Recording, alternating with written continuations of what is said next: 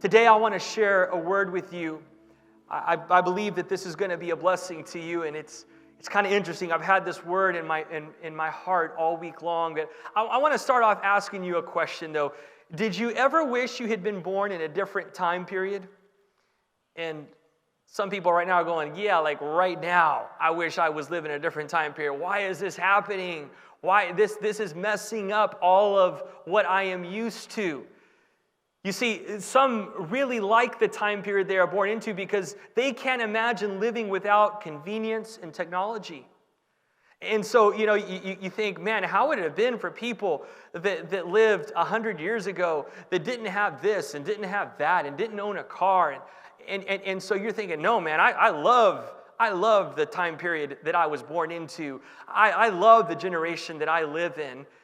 And you've never wished you lived in a different time period. I understand that there's people that feel that way. Then there are actually others that wish they had been born in a more challenging time period. I know that may sound strange, but you might see a movie or read a book or hear about heroes that rose up during a time of great obstacles and opposition. And you think, man, it would have been a little scary, but it would have been kind of cool to have been born during World War II. To be able to be a part of that, to be able to live during this time period or that time period and just be an overcomer. And you see movies that are so inspirational for the underdog that rises up and heroes that arise when people most need them. You see, we see other difficult time periods as more exciting because we realize that a challenge is an opportunity to bring out the best in us. But I want to tell you, no matter where you fall in this thought of what time period you were born into, I want to let you know that you were born for such a time as this. For such a time as this. Now that's a phrase that some of you might recognize from the Bible. It comes from an incredible story, one of the most dramatic stories you can ever read. And if you've got some extra time on your hands this week, you might want to read the book of Esther from beginning to end. It's several chapters, but you could read it all in a day without a problem. It is just amazing. I mean, it's got everything. It's got drama, it's got romance, it's got violence, it's got everything, for good or for bad, in that story. But it's a phrase for such a time as this that comes because Esther had an opportunity in the midst of a terrible crisis to show herself as a hero. It's in Esther 4, verse 14. It says, if you keep quiet at a time like this, deliverance and relief for the Jews will arise from some other place, but you and your relatives will die. Who knows if perhaps you were made queen for just such a time as this? You were born, you're living in the right time period. You were born for such a time as this. You've got what it takes to make it through this. Together, we are going to face the fears and the obstacles and the challenges, and we're going to come out on the other side of it stronger. I don't mean to alarm anybody. Our staff can tell you that several weeks ago, as I began to feel in my heart a burden for what was coming, I prepared the staff and I said, staff, I hope I'm wrong, but I have a feeling we are about to confront the most difficult situation that our generation has ever seen. There's been some difficult crises in our nation and in our world before. Probably most recently, besides an ongoing war on terror, we might remember the 2008 financial crisis that brought on a pretty significant recession.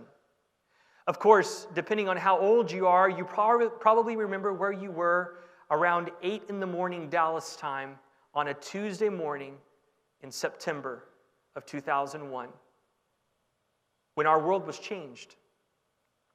And as dramatic as that was, this is way more than that. Then you might have studied or seen movies Or grandparents may have told you about what it was like living through World War II. If you really want to understand what's going on, we are at that level or more. You may have heard about things like the Great Depression and the Spanish flu of 1918 and all these other moments in history that have been so difficult and how people have overcome. Now, this is in our generation, and we're going to overcome this together. God is going to give us the strength, the courage, and the faith to be overcomers in Him, in Jesus' name. See, Esther was facing a terrible situation. She was actually facing a Holocaust. The Jewish people have faced more than one Holocaust. You probably have heard of the Holocaust that happened in World War II when the German Nazis, there was an evil man named Adolf Hitler back then. Well, back in the time of Esther, there was an evil man named Haman who wanted to eradicate the Jewish people. Jerusalem had already been conquered, and in fact, some had gone back. This is during the time period when Ezra and Nehemiah had gone back to start rebuilding the city of Jerusalem. And we find this story of this brave young Jewish woman named Esther. Esther was faced with an enormous challenge and risk, but her obedience and courage led to the salvation of a people. It is during the darkest times that the light of courage shines the brightest. We were born for this moment. You were born for such a time as this. It wasn't just Esther that faced a situation like this. It was also David. David faced an obstacle in his generation. It was a giant named Goliath. I don't know if you are familiar with this story from the book of Samuel, but this young boy named David, probably about 17 years old or so, he has to confront this huge giant named Goliath. We are facing a giant in our generation, a worldwide pandemic. Now, I want to say something to you that might seem a little bit counterintuitive at first glance, and then let me explain. David was able to conquer the giant not because he had the best resources and latest technology at his disposal, but precisely because he didn't. You see, everybody wanted David to put on Saul's armor. Saul was a pretty charismatic, tall, strong king that Israel had. And here comes this kind of scrawny young kid named David. And everybody admired his courage. Some scoffed at him. Others were glad that someone was actually going to stand up to this giant. And so the common thought was, okay, well then David should just put on armor because that's what we do. That's how we fight. That's how we do our battles. See, you and I have a different way to do battles. Just like David understood, he had a different way to battle the giant. Now, he almost failed. If David made one wrong decision, it was a pivotal moment, we may not be talking about a guy named David today. Because he got this close to trying to face the giant by putting on Saul's armor and trying to do it the conventional way. And it would have led to his defeat. It was actually because David didn't know how to be trained in an army and how to use a sword and a spear that led him to the victory. Because if he would have tried that way, just think about Goliath's size, Goliath's armor. David would have been wiped out. But here's what he did. 1 Samuel 17:40 says, he picked up 5 smooth stones from a stream and put them into his shepherd's bag. Then, armed only with his shepherd's staff and sling, he started across the valley to fight the Philistine. We have a weapon in warfare that some people may not recognize, and that is the prayers of the saints of God. And that is how we will win this battle. It is through prayer for one another. It is through love, loving our communities, loving one another. It is through faith in the promises of God that you and I will come out on the other side, not just as survivors, but people who are thriving and excelling and better and stronger than ever before. Our generation has the opportunity to glorify God like never before. The greater the obstacle, the greater the opportunity to let God shine in us and through us. We may not realize it, but we have been trained and equipped for the challenge we face. I can look back through even just the decisions we've made as a church in the last year and see how God was preparing us and guiding us for this very moment. Can I be real with you for just a second? Think about the fact that although we're not able to have our North Campus extension, video extension, functioning at this time, if it had not been for the fact that we had started to use that technology and started to use that opportunity to reach a new community, the quality and the ability to be able to do what we're doing right now in this very moment would have been very different 2 years ago.